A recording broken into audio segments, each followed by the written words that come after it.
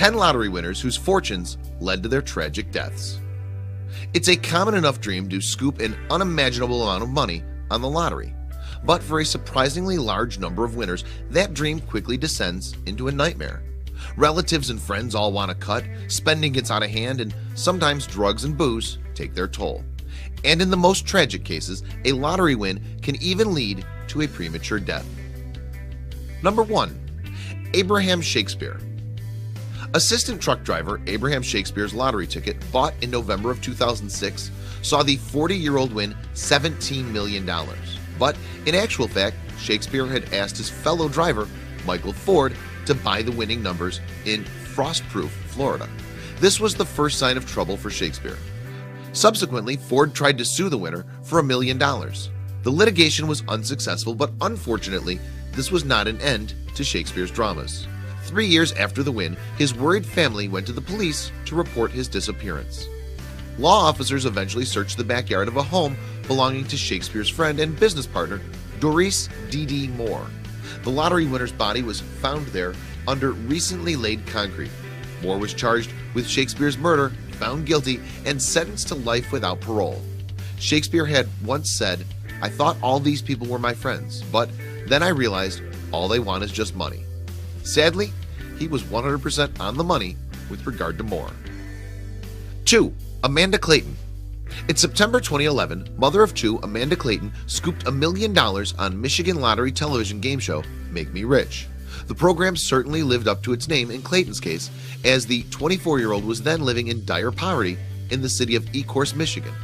But sadly, things soon turned nasty when a local TV news channel got an amazing tip-off about Clayton. Less than a year after her win, Clayton was filmed being confronted in front of her house by a news reporter.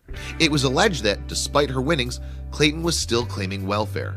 She did not deny the charge. Indeed, she was now officially charged with welfare fraud by the state and was given a 9-month probation for not declaring her winnings. Tragically, only 3 months later, Clayton was found dead at her home. Police believe the cause of death was an overdose of over-the-counter drugs. 3. E.B. Roncioli. Hungarian-born E.B. Roncioli of Ontario won $5 million on the Canadian lottery game Lotto 649 in 1991. The then 56-year-old owned a beauty parlor while her husband Joseph was a gynecologist. Mr. and Mrs. Roncioli were already comfortably off before the win, but now they were rolling it. But nevertheless, despite the couple being used to money, the situation turned uncomfortable for the Ronciolis. E.B. Roncioli was found dead at home in July 2003, killed by a mixture of prescription drugs and alcohol. It subsequently emerged that she had previously handed over a clandestine $2 million to a son fathered by another man. Joseph was eventually convicted of manslaughter in 2008. The medical man insisted the overdose had been a mistake, but he was found guilty and sent to prison for 7 years. 4. Billy Bob Harold Jr. In June of 1997, Billy Bob Harold Jr. won a staggering $31 million on the Texas lottery, which he accepted as a series of annual payments of $1.24 million. Unsurprisingly, the 47-year-old quit his mundane shelf-stacking job at Harris County Home Depot. Harold was a committed Christian, and he was a good Samaritan to friends and family as well as his church, passing over significant sums of money. The paper multimillionaire bought a ranch for himself and houses and automobiles for various relatives. But then it all went sour, and Harold's expenditures became uncontrollable. A shockingly brief 20 months after his windfall, Harold locked himself in a bedroom at his luxury home. He then stripped off his clothes, held a shotgun to his chest, and pulled the trigger. Not long before he died, Harold had confessed to an investment specialist, "Winning the lottery is the worst thing that ever happened to me." Number 5. Gregory Birch Jr. Gregory Birch Jr. of Fitzgerald, Georgia, was working as a forklift driver when he lifted the Georgia lottery jackpot of $434,272 in November of 2015. At the time, the 20-year-old told the game's organizers, "I couldn't believe it at first. I was stunned. I'm still overwhelmed." Birch was living with his girlfriend and their 3 children at the time of his win. But just 2 months after his wonderful windfall, Birch was the victim of a terrible and brutal crime.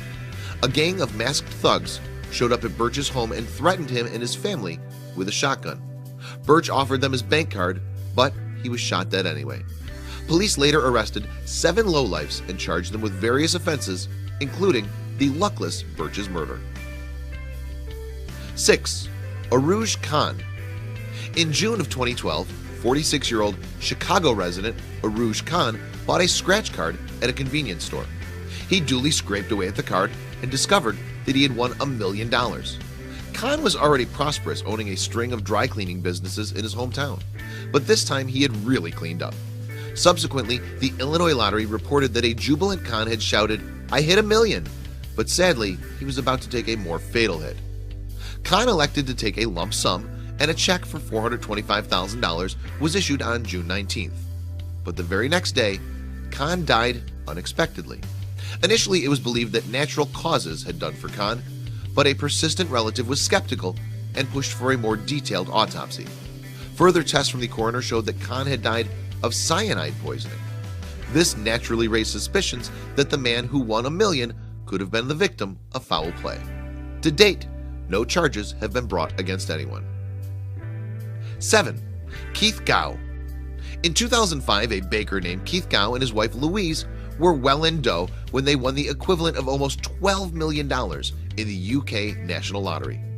Unsurprisingly, Gow, from the town of Bridgnorth in Shropshire, bade farewell to the bakery and said hello to unbelievable newfound wealth. He and Louise now set about the serious business of spending their riches. The cash went on sundry items such as racehorses, high-performance cars, and, unfortunately, copious amounts of celebratory drinks. A couple of years later, the hangover had well and truly set in. Louise had left and Gow's drinking appeared to be out of control, leading to a stint of rehab. Speaking to UK tabloid The News of the World, Gow admitted, "My life was brilliant, but the lottery has ruined everything. What's the point of having money when it sends you to bed crying?" The former bakery's misery came to a sorrowful end in 2010, a mere 5 years after his big win. Gow died aged just 58 of a heart attack brought about by stress over money worries. 8. David Lee Edwards. At the age of 46 in 2001, David Lee Edwards of Ashland, Kentucky had served jail sentences that amounted to about a third of his time on Earth. He was jobless, living in a home with no running water, and in arrears with child support payments. But then, Edwards bounced back in style.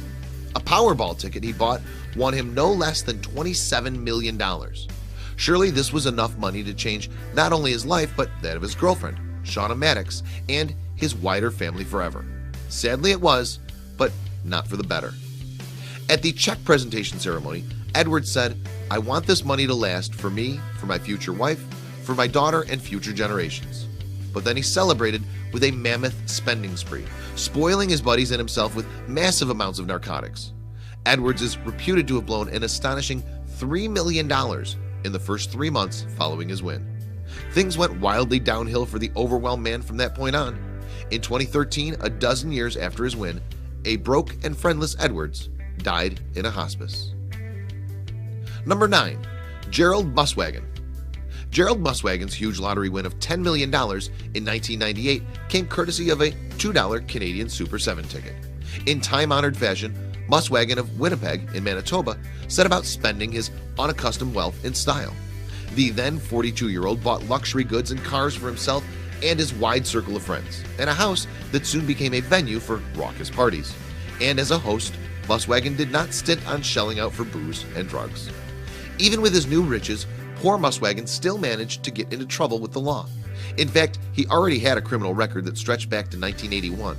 In 2000, Muswagon copped a 3-month sentence for dangerous driving.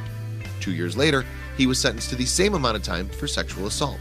Then in 2005, in a tragic end of a troubled life, Muswagon hung himself in a garage belonging to his parents. 10. Alex Toth. In 1990, grinding poverty was a daily reality for Alex Toth in Hudson, Florida. The 42-year-old was unable to find work due to disability.